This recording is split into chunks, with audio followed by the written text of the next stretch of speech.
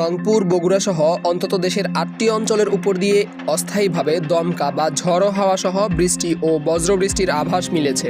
একই সঙ্গে পশ্চিম কিংবা উত্তর পশ্চিম দিক থেকে ঘন্টায় ৪৫ থেকে ৬০ কিলোমিটার বেগে ঝড়ো হাওয়া বয়ে যেতে পারে। এমন পরিস্থিতির কারণে এসব এলাকার নদীবন্দরগুলোকে ১ নম্বর সতর্ক সংকেত দেখাতে বলা হয়েছে। রোববার ১০ মে বাংলাদেশ আবহাওয়া অধিদপ্তরের ঝড় সতর্কীকরণ কেন্দ্র থেকে প্রকাশিত ভোর ৫টা থেকে দুপুর ১টা পর্যন্ত দেশের অভ্যন্তরীণ নদীবন্দরের জন্য প্রকাশিত পূর্বাভাসে এসব তথ্য জানানো হয়েছে।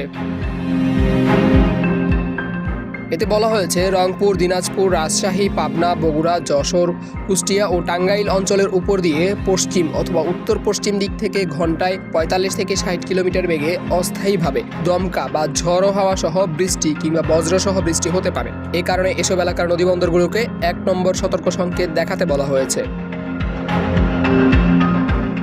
অন্যদিকে গতকাল রাতে প্রকাশিত আবহাওয়া অধিদপ্তরের সারা দেশের সম্ভাব্য পূর্বাভাসে বলা হয়েছে, আজ সন্ধ্যা ৬টার মধ্যে রংপুর, রাজশাহী, ঢাকা, ময়মনসিংহ, খুলনা, বরিশাল, চট্টগ্রাম ও সিলেট বিভাগের ২-১ জায়গায় অস্থায়ীভাবে দমকা বা ঝড়ো হাওয়া এবং বিদ্যুৎ চমকানো সহ বৃষ্টি বা বজ্রসহ বৃষ্টি হতে পারে। Abdullah Al Mamun, news desk, Public Tribune.